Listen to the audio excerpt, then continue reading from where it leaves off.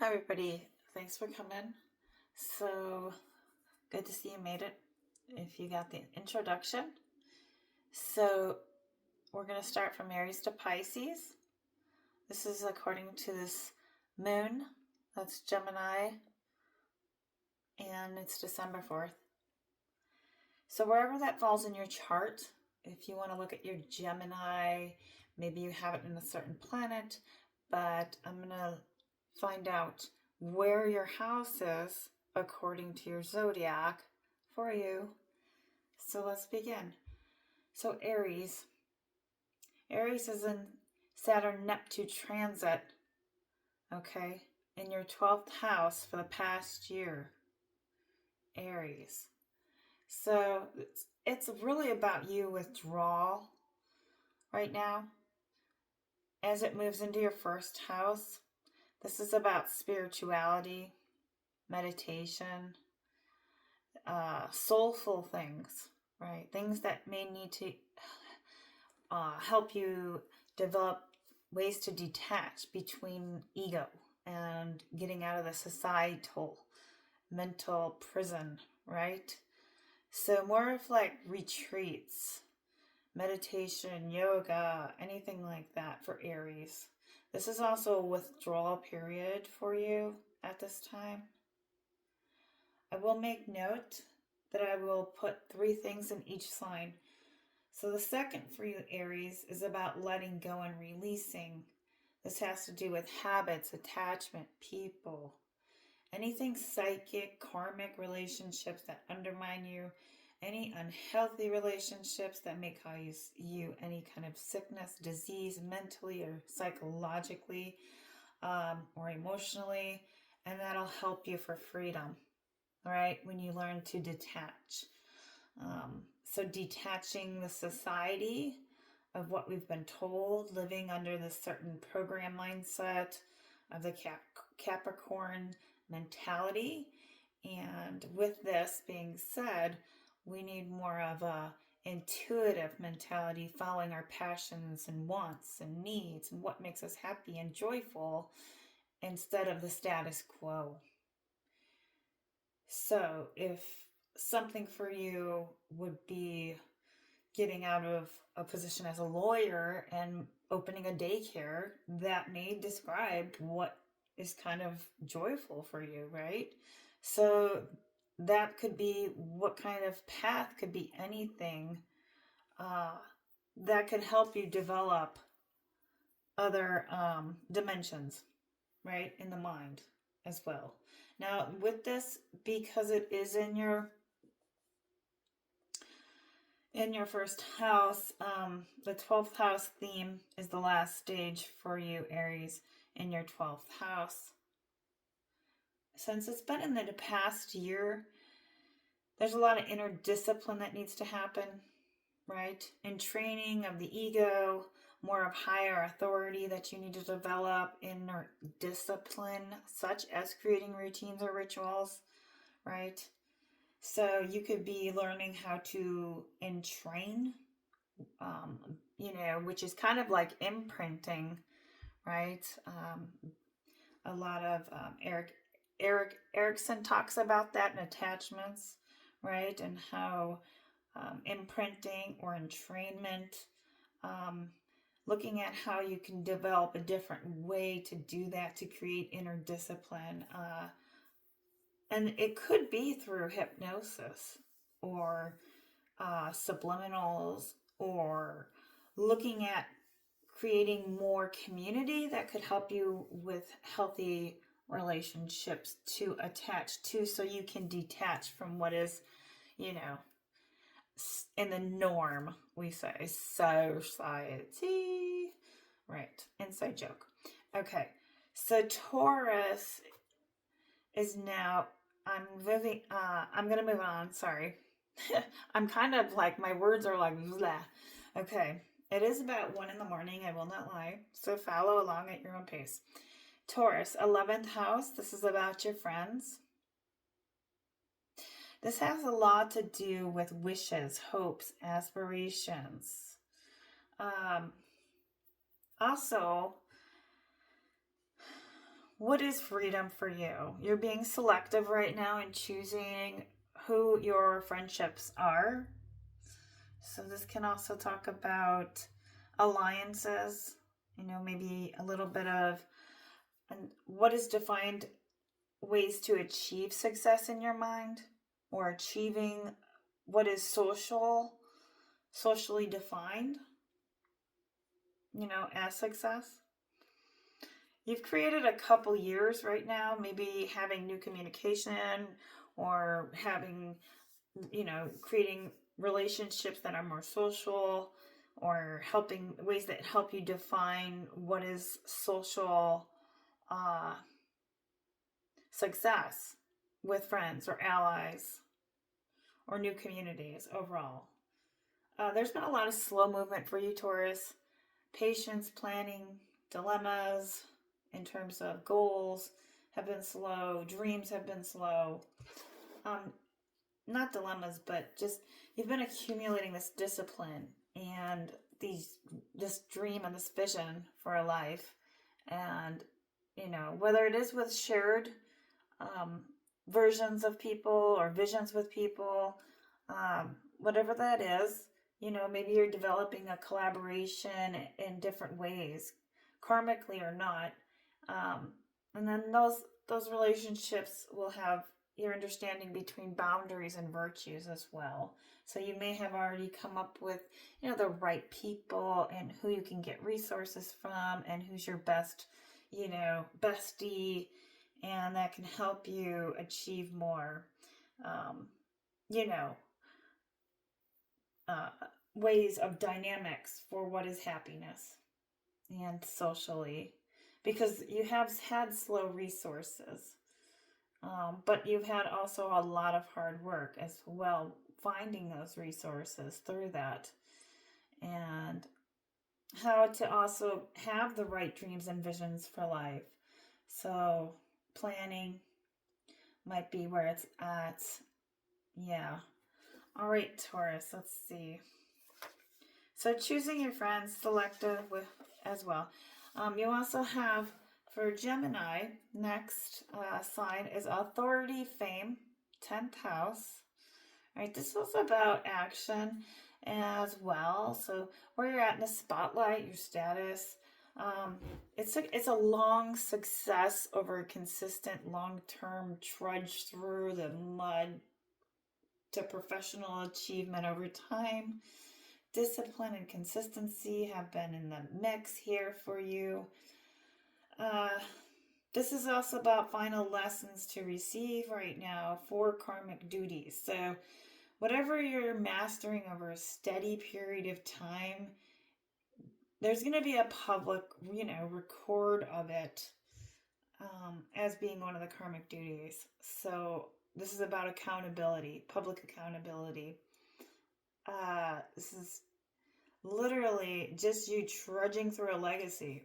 I don't know what else to say with the 10th house other than you maybe adopting an aspect of you where you could build something from this period that you're in with this Gemini.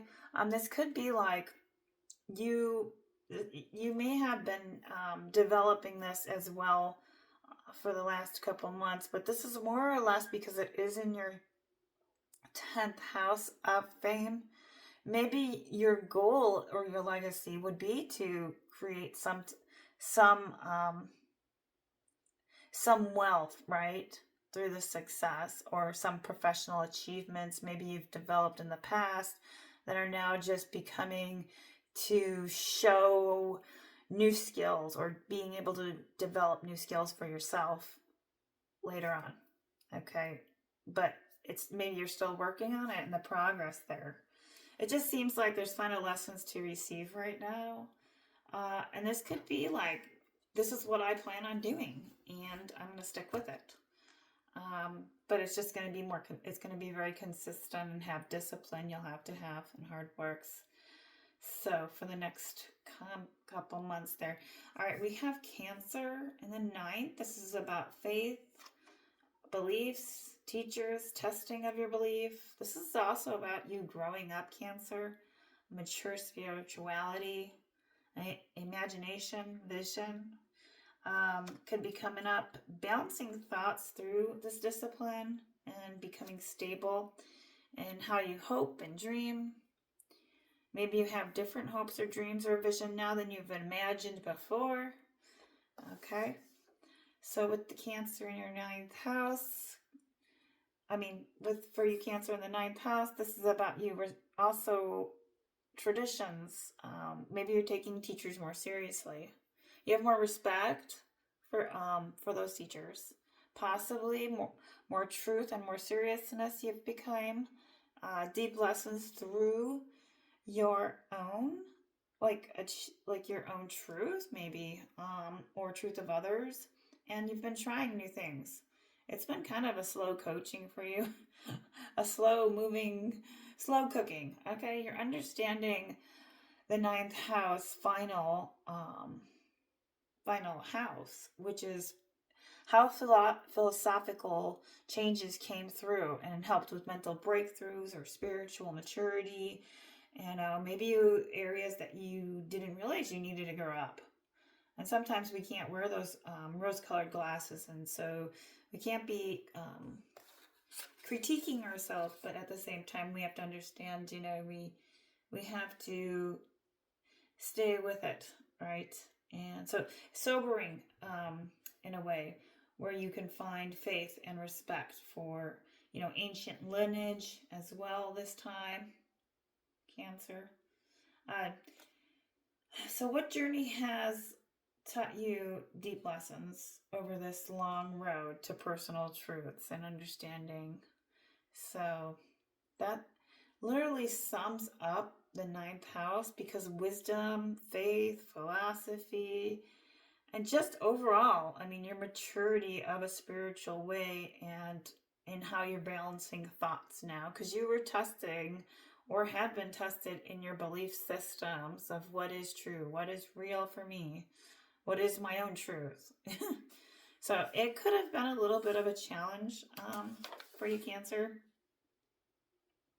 All right, Saturn and Neptune and Leo's in your 8th house for you, Leo. This is about inheritance, death, resources, other people. Other people's resources. You could have had a death recently in your family. And it also is hard because it's fear and anxiety as well involved in this house. Soul contracts in this house, and it's a moksha house. Okay? A moksha house is about processing, releasing from bonds, and how to process that attachment of releasing those bonds. So you can, disengage, detach. You're also paying karmic debts as well, with what karmic debts, that needed to be fulfilled, that maybe you had prior to Earth, or anything that also wasn't a give or take, could be also play its part here as well, where, karma will show up if you, didn't put that reciprocity out there, right? Obligations release bodily attachments. So you could be fixing your health physically, attachments on the body, maybe your attachments to things, to people. Maybe you're understanding what is release for the body through the material world. That's going to help you psychologically to clean up. Okay, Saturn and Neptune is a big house. So this is detachment of facing your fears. Also codependency for you, Leo. Or neediness could be coming up, and it's looking at how those soul contracts help you mature through the reciprocity. Maybe you're revising boundaries and exchanges with people. Or maybe you need to show up more, to receive. So it could go exchange in both ways. This could be your approval of interdependence in terms of yourself, or becoming more interdependent. Moksha is in your 3rd house. Transformation through crisis liberation is letting go. Excuse me. So this is about letting go of anything that's causing you burdens. So Moksha house is like the Buddha.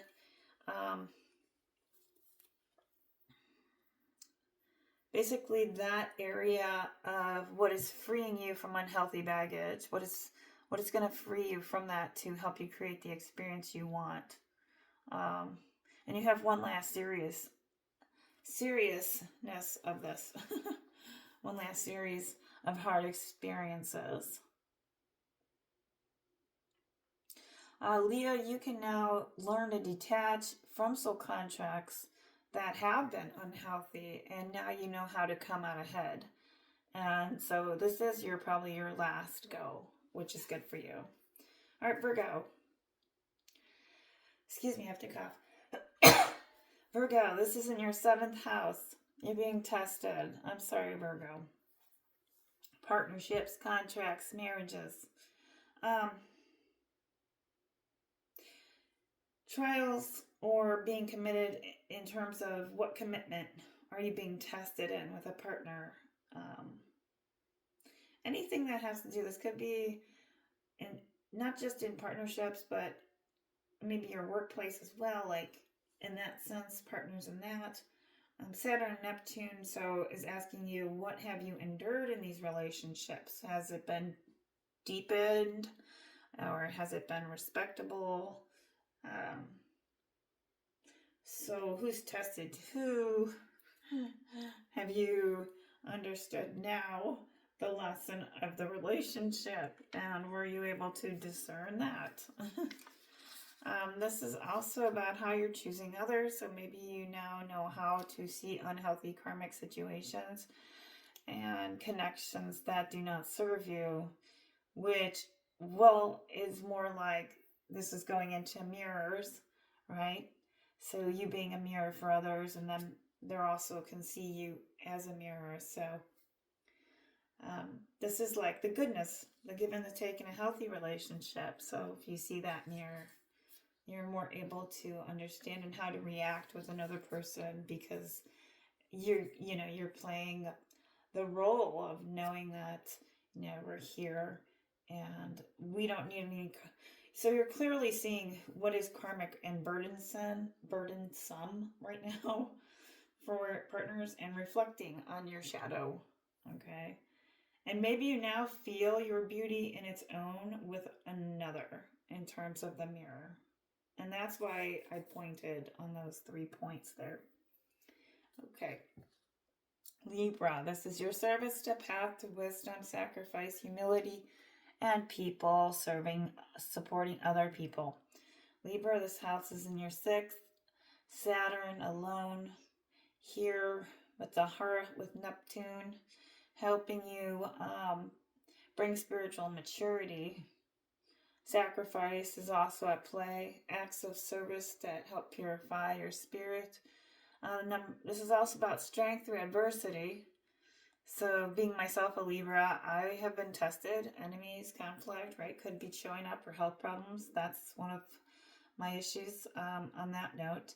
So it can force us to develop a greater spiritual, psychological, and emotional resilience. And I feel like I've developed it as a Libra. If you have, you're with me. So this is also about discipline and stick-to-itness, okay? So maybe you have been doing that.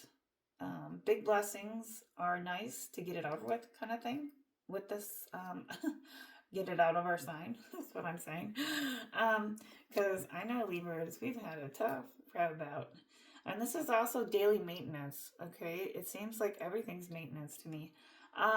Look, if you want, right, for you Libras to be happy or feel fulfilled and not live with the same kind of malaise or bad mood, this can also be a sense that nothing is going, or sense that nothing is going to tend to be crisis after crisis, which may be that way, right?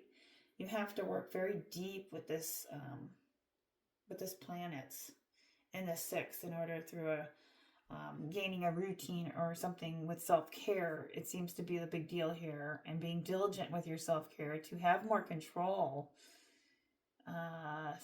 over the life of the stress, or over the level of it and the conflict that you may have experienced, because a part of it is in your own mind and body, and that's related to self-care. So I want to make a big note there, and a lesson that still probably could be coming up for you, Libras, with those planets in this house for you.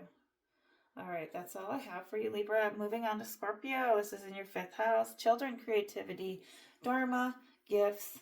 This is your nature and abilities to express themselves in creativity through this creative discipline. So what does that look like? It could be hard work and maturity to meet, whatever ideas that are most beautiful and talents you can express and go about that in the world. So maturation takes place so you can become more happier. So this can also show up in terms of what is this hard work and how is it creating an expression for you in a financial way, right? Because you do have a karmic responsibility with children at this time if you're a parent or have kids or went through a pregnancy. Parenting and relationships with these 2 planets will require seriousness and patience. So using that creativity for, discipline, right? With those gifts, like managing, time management, how are you creative with that, right? To get them to bed at time. This is also when you have kids, listening skills, compassion, endurance, forgiveness, right? There's a lot here about learning and growing through the emotional depths of duties and responsibilities in parenting or even with yourself. I will make a note of that. Okay. Scorpio. The last but not least for you, Scorpio, you also have mastered anything that has got better at you've developed through personal self-achievements or hard work and skills that you've developed. So anything that you have gotten better at.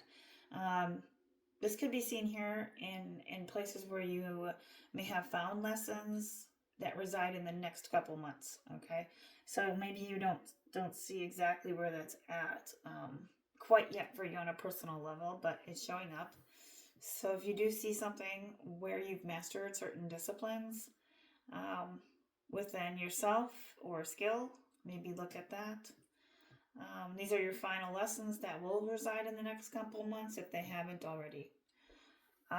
For you, Sag, it's in the 4th house, which is the place of home, family, living environment, foundation, security of life. So one theme that comes to mind over the past couple of years for you, Sag, from Neptune, actually many years, how is this role of emotional maturity or peace, right? Where is that coming from?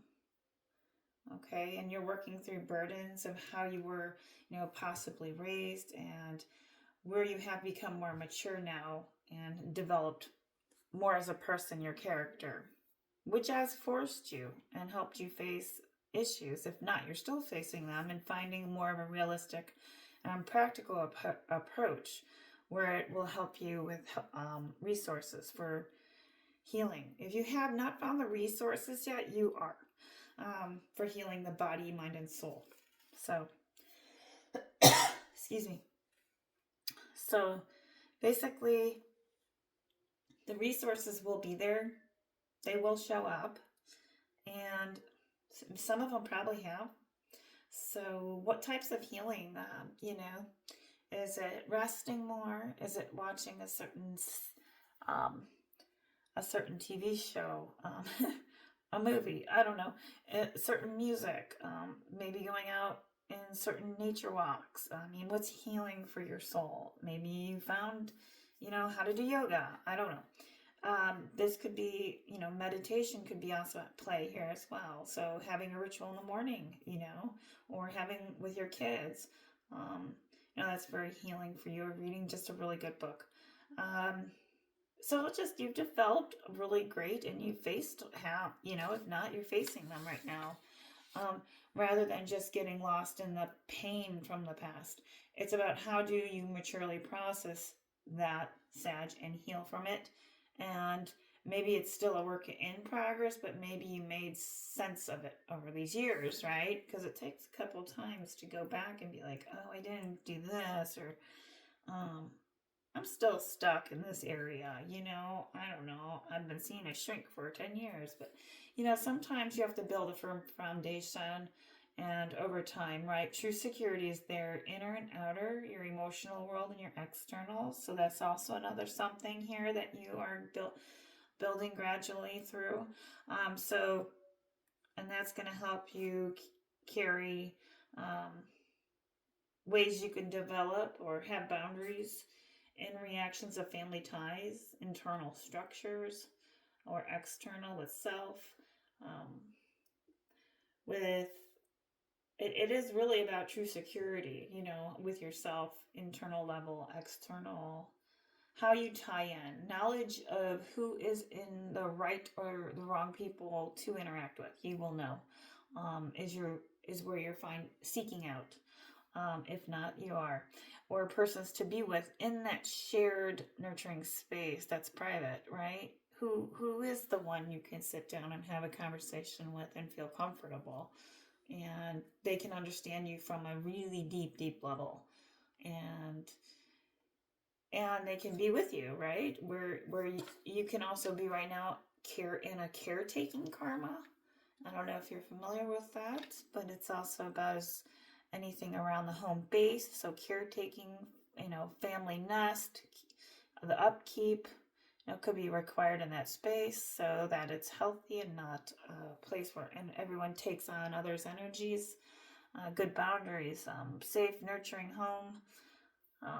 So this could be something that you're continuing to work on for the next couple months, Sag. Thanks so much for letting me read that. Hopefully you got all that. It's a mouthful.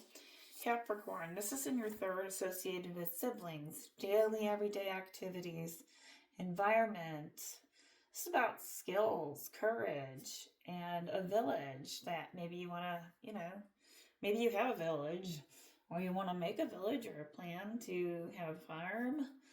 This is also about pleasure in your own mental, psychological makeup.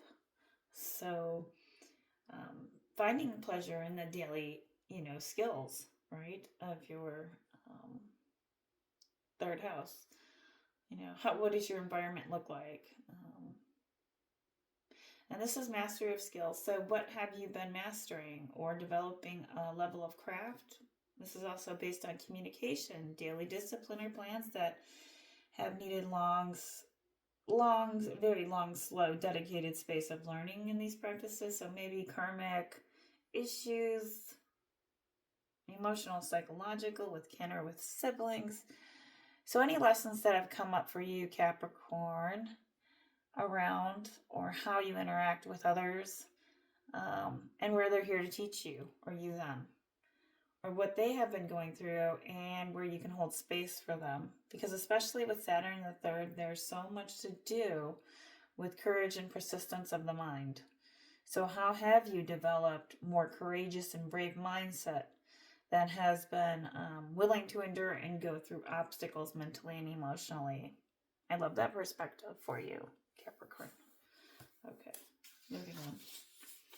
Aquarius, this is in your second house, wealth and values. Broadly speaking, this is about your material values. It's not to be congruent, but it can go both levels. This is also conservative resource management for Aquarians, which means the careful, thoughtful way in how you plan, long-term thinking, the use of financial assets and resources. This is also karmically about,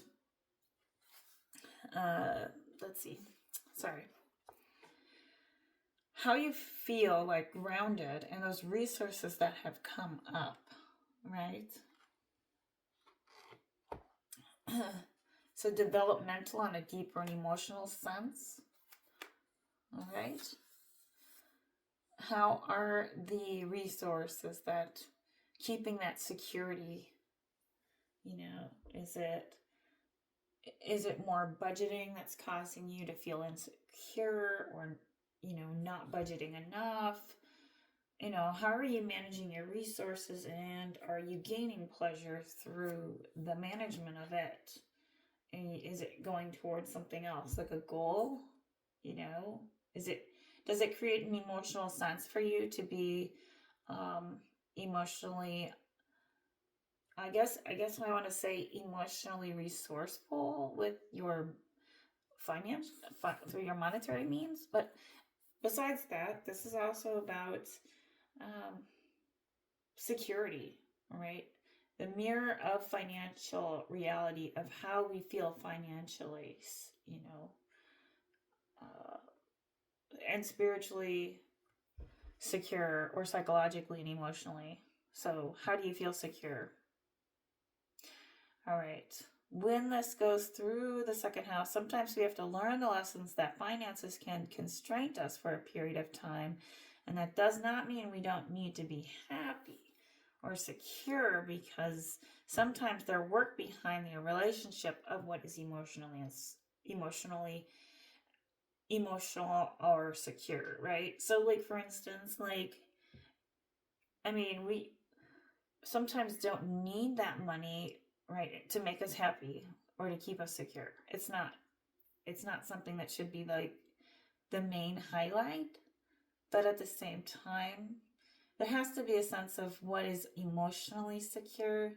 And I guess knowing you have good friends, good food, that can also help create that sense of giving you that emotional security, and where you feel happy that maybe this is what you have, like being content, right, with the gratitude that you're able to manage resources. Yeah, so this is about financial constraints, so there could be lessons there that you need, maybe still need learning, um, or that you've already learned, and you're learning how hard work determines patience through the steady cultivation of what's skills as well, earned or developed that you have. Okay, Aquarius. Maybe money, assets, resources, materials, security, anything, etc. So that's my take there. That was a little bit, take what works for you. Pisces, first house for you with this sign. You're in self-mastery this time. Saturn and Neptune are about building confidence. This is also about accepting and understanding your limits, developing your character, improving your health in your body and mind. These two planets actually say you can move. You can be more than you can do. No, I'm just kidding. This is saying you can be more and you can do more through understanding your limits or being pushed beyond them at this time, right? So maybe you're overworking. You're like, wow, can't believe I overworked that whole shift. Or I'm still doing this and I can't believe that. And I'm this age. So you're being pushed with limits. So patience is also here with life's timing. So as this life unfolds for you, Pisces, it's moving slow. First house is slow. It just is. When Saturn's first house and Neptune, it's a very long period of time for some reason. All right. So embrace the speed which you're growing at. Develop and realize your goals is also an aspect here, or your ambitions for that matter in the first. And then, okay, this is also about understanding how you're different and that you want to be different from others, and it's okay. You're understanding how your no's lead to yeses are opposite. By opposite, this is about you stretching through solutions. You need to also want to be set apart from other people, understand to be different. So this could be another aspect as well, in order to feel more comfortable, in who you are. So Pisces, this has a lot to do with being, too concerned with everyone saying yes to who you are, or that don't lead you to happiness, right?